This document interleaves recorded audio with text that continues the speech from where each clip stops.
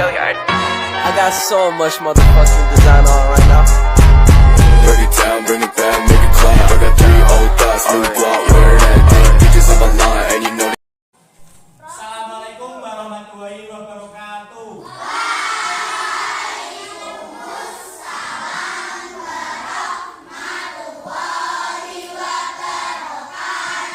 Untuk yang kedua, untuk ikram, pimpin berdoa namanya.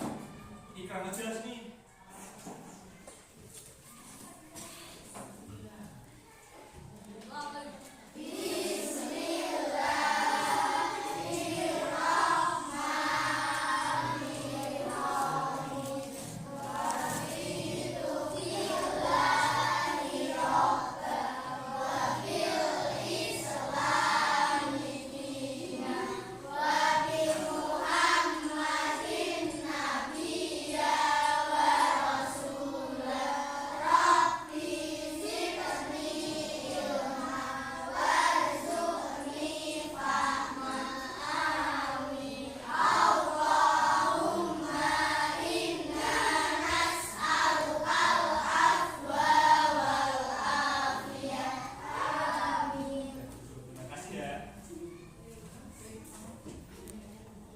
Sekarang kita absen dulu ya.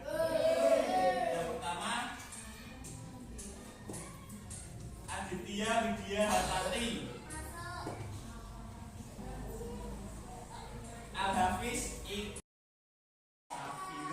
Oke, sekarang kita akan belajar bahasa Indonesia. Buka halaman 94. Iya, 92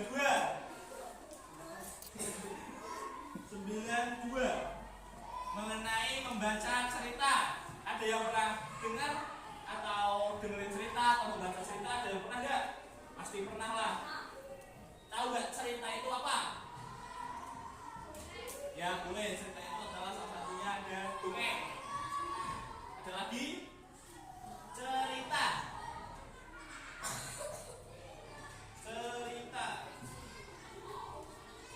Apa? Ya boleh, cerita termasuk dalam cerita. Kalau cerita fiksi itu.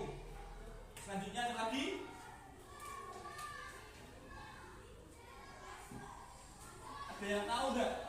Apa sih maksud dari cerita itu? Cerita.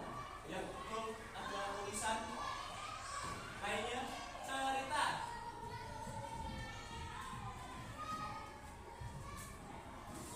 Yo. Cerita adalah suatu teks atau tulisan yang ditulis untuk kayak mengimajinasikan dari penulisnya. Seperti kalau di contoh di sini ada Gunung Bromo. Nah, sebelum kita ke cerita ini, kita akan membahas dari yang pertama. Yang ke-1 ada melengkapi kalimat menggunakan kosakata. Siapa yang mau membaca dari nomor 1? Siapa? Kamu?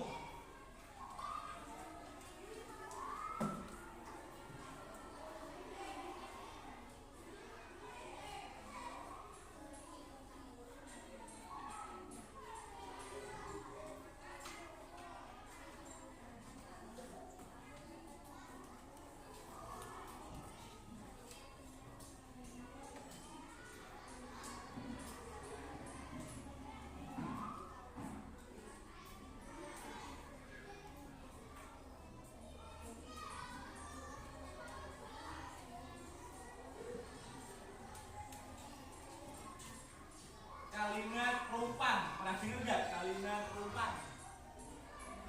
Kalimat rumpang. Pernah dengar nggak? Pernah nggak Ikram? Nggak. Gustian? Pernah nggak dengar kalimat rumpang? Fadil? Pernah dengar nggak Dil? Kalimat rumpang itu apa Dil? Kalimat rumpang. Di sini udah ditulis. Kalimat rumpang adalah kalimat yang memiliki bagian kosong. Bagian tersebut perlu diisi dengan kata-kata yang tepat. Kayak seperti kalau di sini ada yang nomor 1 ini aja, melengkapi. Kalau Kalau digunakan untuk kalimat rupa, gini contohnya, melengkapi titik-titik menggunakan kosakata baru. Nah, itu termasuk kalimat rupa. Nah, kalimat rupa itu dilengkapi dengan kata kalimat. Itu nanti menjadi kalimat yang utuh. Yang kedua ada menceritakan kembali isi cerita. Yang membaca nomor 2. Ya, baca nomor 2.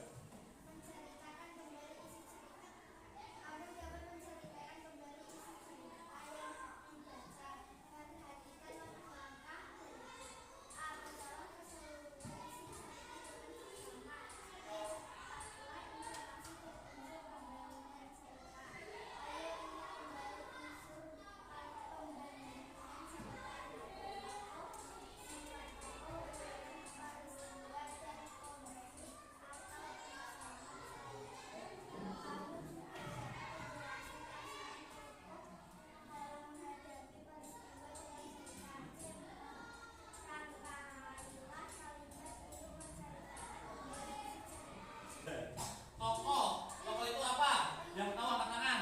Tokoh apa? Pelaku. Ya, pelaku dalam cerita itu namanya tokoh. Nah, tokoh tersebut pastinya akan mempunyai sifat sendiri. Seperti kalian yang kemarin itu kan? Bukan pas ini yang pas 3 kemarin. Sifat kalian itu kan pastinya berbeda-beda. Nah, itu menjadi dari sifat jika kalian menceritakan cerita kalian. Nah, itu sifat itu tokoh itu kalian sendiri, paham? Pesona Gunung Bromo. Aku bersama ayah dan ibu pernah berwisata ke Gunung Bromo. 2 tahun yang lalu, Gunung Bromo termasuk dalam kawasan Taman Nasional Bromo Tengger Semeru yang terletak di perbatasan Kabupaten Lumajang, Malang, Pasuruan, dan Purbolinggo, Jawa Timur. Kami berangkat ke Taman Nasional Bromo Tengger Semeru dari tempat penginapan saat pagi buta. Kami melihat panorama matahari terbit dari salah satu puncak pengamatan.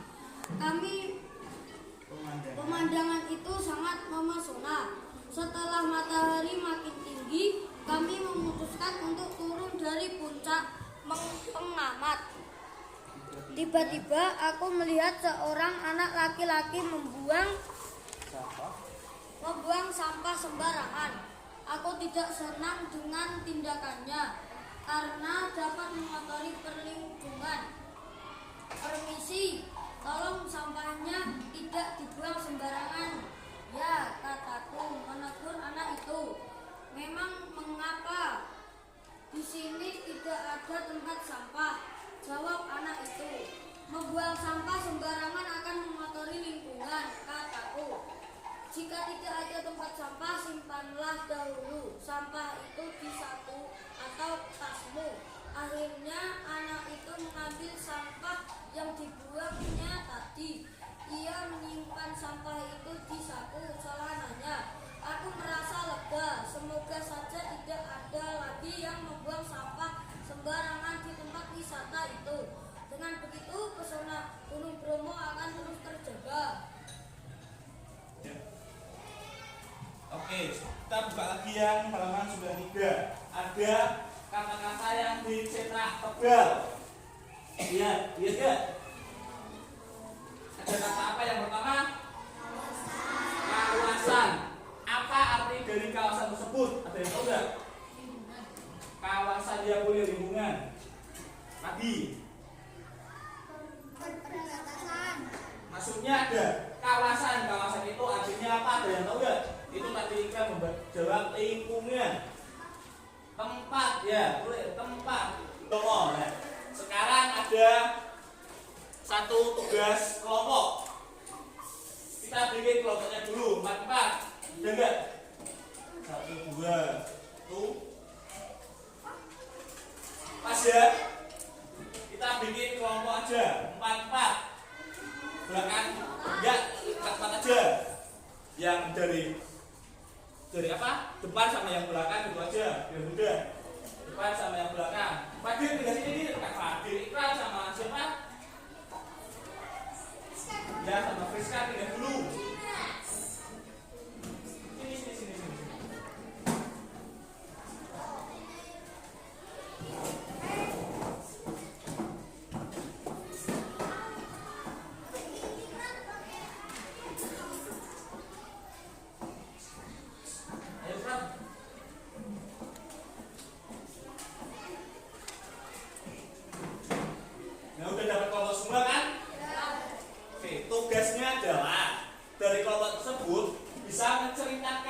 kembali dari cerita pesona Gunung Bromo menggunakan bahasa kamu sendiri, tapi tidak pakai bahasa bebek, pakai bahasa Indonesia. Paham? Kalau tidak tahu bisa dibaca yang nomor 2, menceritakan kembali isi cerita. Yang nomor 2 ini halaman 92. Nah, itu ada panduannya untuk menceritakan kembali isi cerita. Yuk, bisa dikerjakan mulai dari sekarang. Mau berapa menit? 10. Oke, 10 menit. Enggak, 10 menit dari sekarang. Yang tulis satu aja di selembar kertas tulis. Di selembar kertas tulis. Ya, boleh di selembar kertas aja.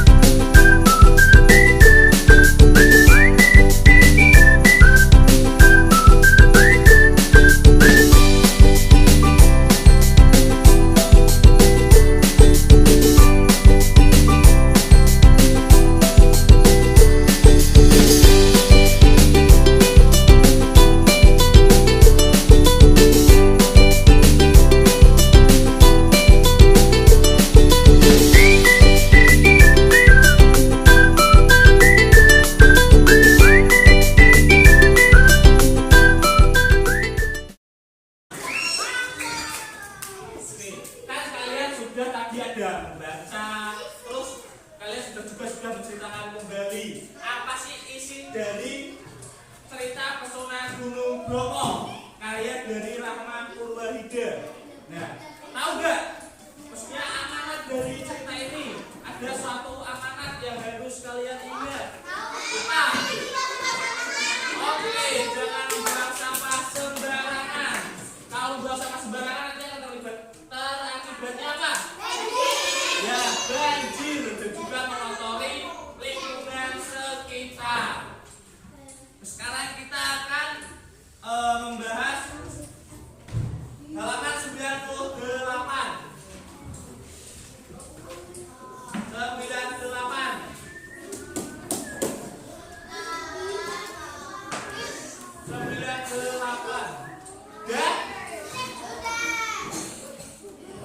kita akan membahas puisi.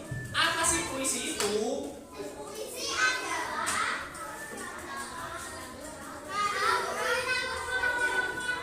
Hah? Apa yang keras? Puisi adalah kata-kata yang indah.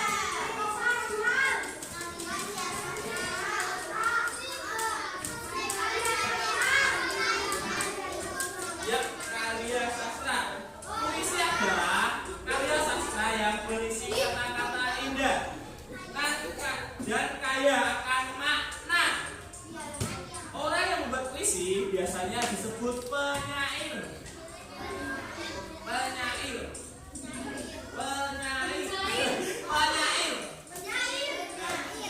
Dari unsur-unsur puisi yaitu meliputi yang pertama ada tema.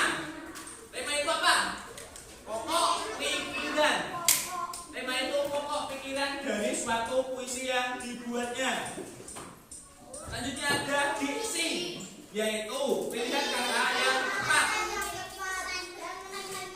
tertentu. Selanjutnya ada bait dan baris, adalah bentuk penulisan puisi. Ya, kenapa ini kok bait itu kok dikatakan bentuk dari penulisan puisi? Kenapa? Banyaknya dari ini, bait-bait ini. Bait-bait ini, nah itu disebut dari bait. Yang keempat ada rima, yaitu persamaan bunyi pada akhir setiap baris puisi. Yang di sini ada puisi Gunung Bromo karya Rahman Purwahida. Siapa yang mau membacakan puisi di sini? Ayo kamu.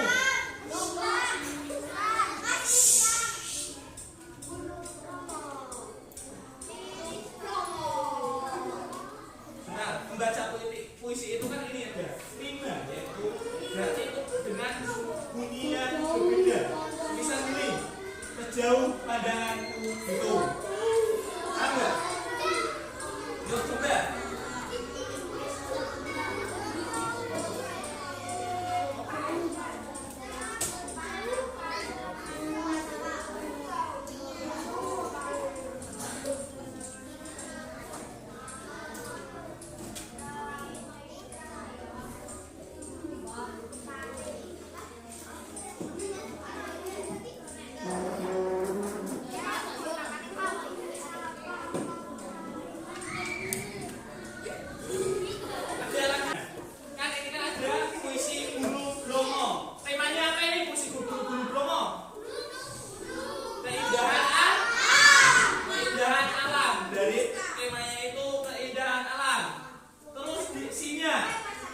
Di Gunung Bromo ini diksinya apa?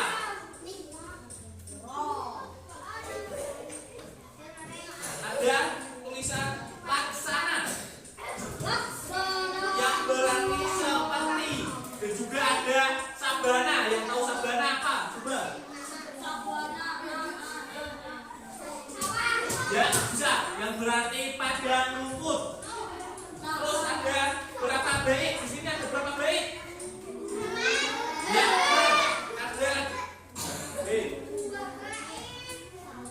ada dua bait. Selanjutnya ada rima. Nah, rima ini berarti harusnya gini. Kalau ada sejauh mana pandanganku, ini harusnya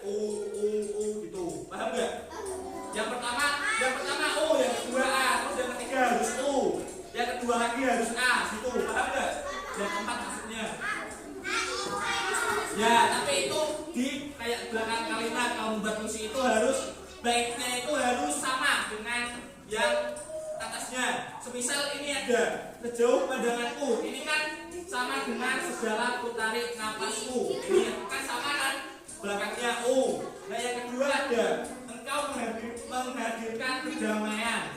Kedamaian ini apa? Berarti rimanya apa? A. Rimanya A.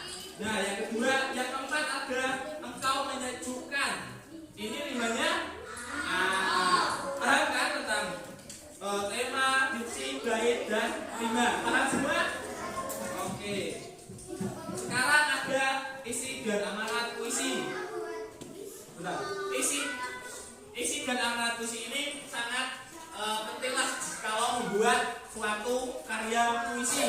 Jadi suatu karya puisi itu pasti ada isinya dan juga ada amanat yang terkandung di dalam puisi tersebut.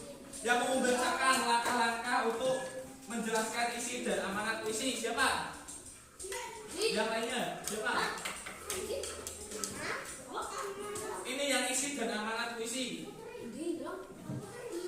Ya, Ikram, bener Ikram. Diksi. Nomor 2. Setiap puisi mengandung isi dan amanat. Kamu dapat menjelaskan isi dan amanat puisi dengan mengikuti langkah-langkah berikut. A. Simak A pembacaan puisi dengan seksama. B. Tentukan tema puisi. C. Carilah makna kata-kata dalam puisi yang belum diketahui. D. Tulislah alamat untuk menjelaskan isi dan amanat puisi tersebut. Oke, udah. Nah, dari puisi Gunung Bromo ini amanatnya apa coba? Isinya dulu wes. Isinya apa?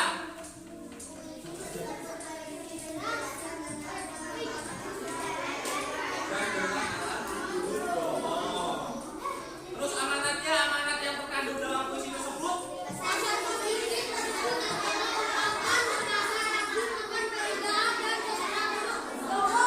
Nah, sekarang saya ada tugas buat kalian. Silakan sobek satu kertas.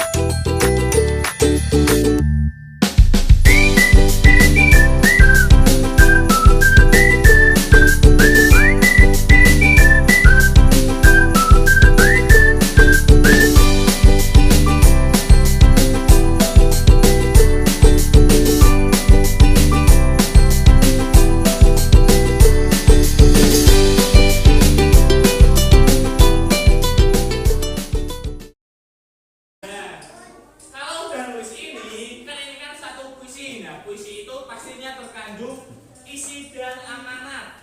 Nah, isi dari puisi ini dan amanatnya apa? Harus dicari tuh. Isi dari amanat dan puisi, amanat dan isi. Ayo maju satu siapa? Ayo, yang cowok dulu wes, cowok dulu satu.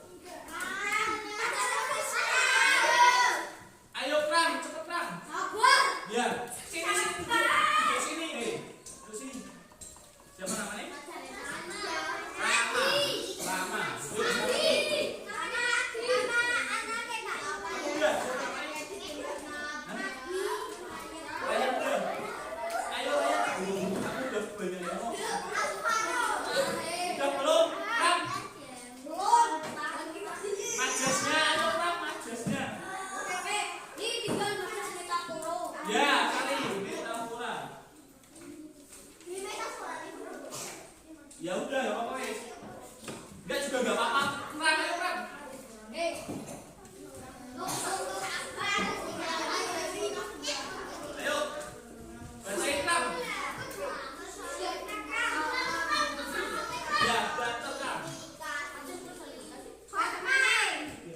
Biar langsung amanatnya. Amanat keindahan alam, isi persawahan. Keindahan alam apa coba? Keindahan sawah. Nah, kurang berarti keindahan alam sawah. Sini lanjutin. Keindahan alam sawah. Ya isinya apa? Macam personifikasi. Isinya. Isi Mengenai puisi tersebut. tentang persawahan. Ya. Ya. Macam personifikasi. Burung-burung terus bersau di pagi hari membangunkan. Ya terus.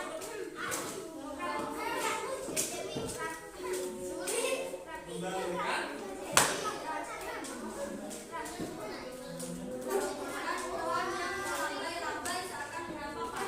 Oke, udah. Terima kasih Ikram. Tepuk tangan buat Ikram.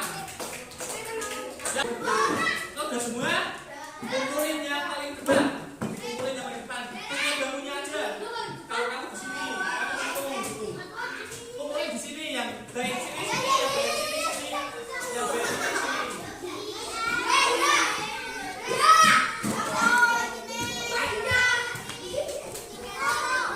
Kumpulin yang paling depan.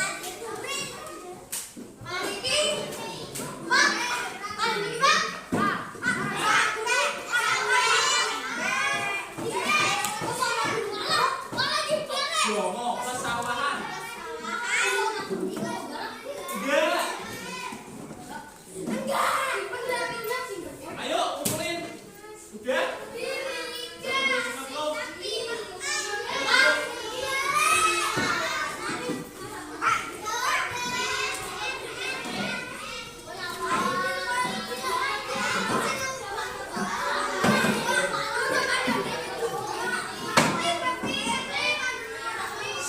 Ayo udah duduk. Duduk. Boleh dimasukkan, guys. Duduk.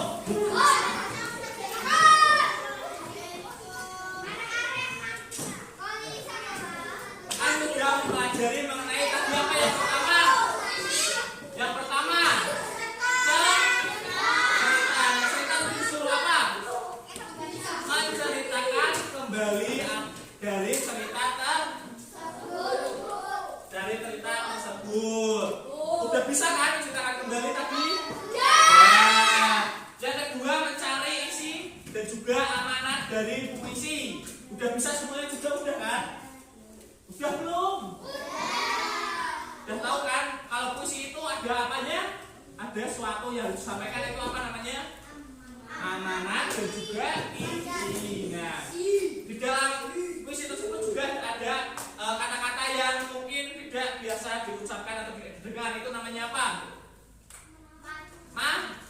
Majas. Oke, berarti kalian sudah paham mengenai puisi. Nah, untuk PR besok, untuk PR membuat puisi 4 bait. Dikumpulkan besok. Dikumpulkan hari Jumat. Dikumpulkan hari Jumat. Ya, 4 bait kurang bait. Ya wes, 2 bait. 2 bait. Iya, senang. Ayo, 2 bait. Iya, bebas. Enggak. Temanya keindahan alam.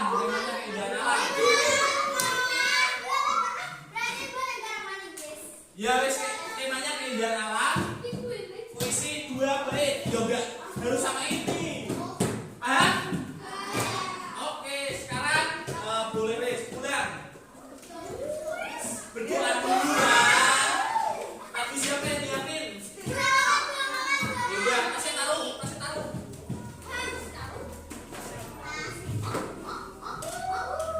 Yuk berdoa. Tunggu siap semuanya. Doa.